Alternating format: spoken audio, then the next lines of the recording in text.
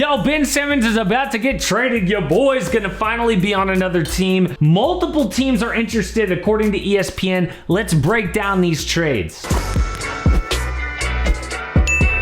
So earlier this week, Mark Stein reported, he used to work for ESPN, that Ben Simmons would love to play for Gregg Popovich. If you watch this channel, you know that I've been talking about Ben to the Spurs, how much sense that makes for a long time. But then ESPN just reported that the Blazers and the Sixers are talking, but the Blazers have told Philly, Damian Lillard is off the table, do not even ask for him. But the thing that makes me most excited is that in that report, Adrian Wojnarowski said that things are really starting to happen, that the Sixers are pushing hard. They're putting together 3 and even 4-team deals. It really looks like by this trade deadline, Ben Simmons will be on a different team. So this is really exciting for all of us because it's going to make the league better, but especially if you're a Sixers fan, because if you think about it, Joel Embiid is out there and he is balling out every night. He looks like a defensive player of the year or an MVP whenever he's healthy. And they're going to waste the season if they don't get this deal done. I know that Daryl Morey talked on the radio at some point saying, oh, he's got 4 more years left on his contract. We'll wait this out 4 years. No, you won't.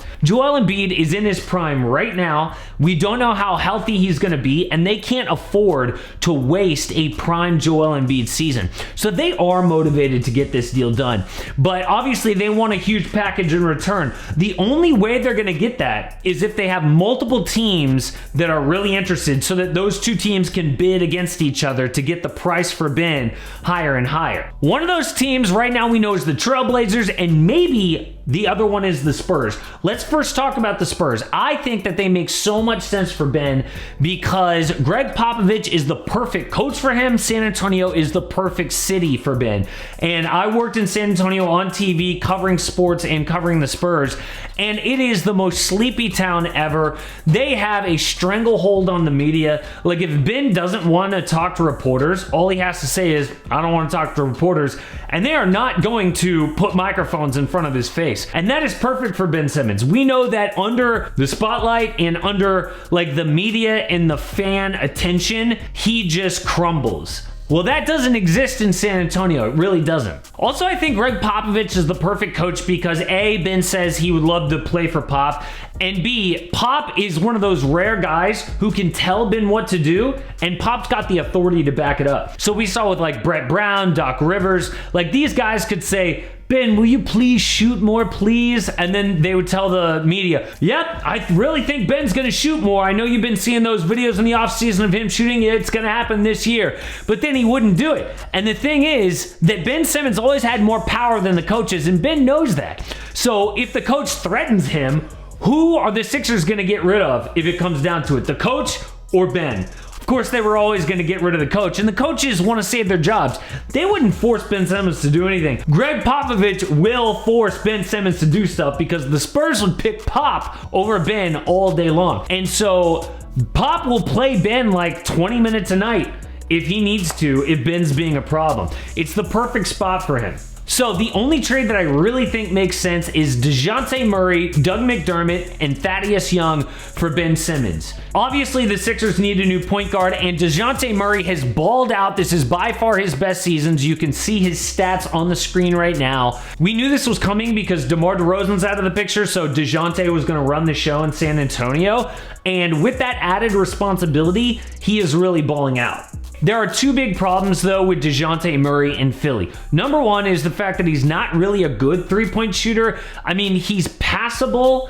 I think he only shoots like 35% from deep, which is below average, but it's better than Ben, who doesn't shoot threes, and it's better than some guys like Russell Westbrook, who are legitimately god-awful. At least DeJounte Murray is about average at the 3. But look, it's not ideal. That's why you have to throw in Doug McDermott, who does shoot the 3 ball well. The second problem with DeJounte to Philly in this whole trade is that they have Tyrese Maxey. And Tyrese, they put a lot of pressure on him, and he has come up big. And so are you really going to send Tyrese back to the bench? Like, really? Like, maybe for, like, a Damian Lillard, right? An established all-star. DeJounte Murray has never made an all-star game. How is that going to play in the locker room, especially with Tyrese Maxey, if Tyrese, you know, it's like, hey, thanks for everything you've done for us this year. There's the bench over there. Go sit on it again. No, that's not going to go over well at all. Now, I think that DeJounte's playing well enough that he would make an all-star team this year, especially in the East, but I think that whole thing would just get really awkward. The other trade would be with the Blazers. And again, ESPN reports Damian Lillard totally off the table. I'll link a video at the end of this one about why that is totally the correct move for the Blazers. To sum it up, Damian Lillard is so good. No matter how many picks and players you got back, if you're the Blazers, you're just hoping one of them becomes the next Damian Lillard. You already have Damian Lillard. You do not trade him, especially when he's loyal. And most stars by now would have demanded out of Portland. So you keep Dame and you try to trade CJ McCollum. And a trade that I'm going to throw out there is CJ McCollum plus 2 first-round picks for Ben Simmons. Now, obviously, the Sixers want a lot more than this. Earlier in the year, they offered Ben Simmons for CJ plus 6 first-round picks, basically. Are they really going to go down to 2? Probably not, but again, they might be motivated to do this to not waste a Joel Embiid year. So maybe they do CJ McCollum and 3 picks, or CJ McCollum 2 picks and like Anthony Simons or another player, right? Either way, the whole thing will center around CJ McCollum. CJ is a really good fit for the Sixers. First of all, he does shoot well. Second of all, he is a clutch player, and that is an underrated thing about Embiid, is he's not really that clutch. Like, he turns the ball over a lot. And CJ McCollum is the ultimate win-now player. Now, has he made an all-star game? No.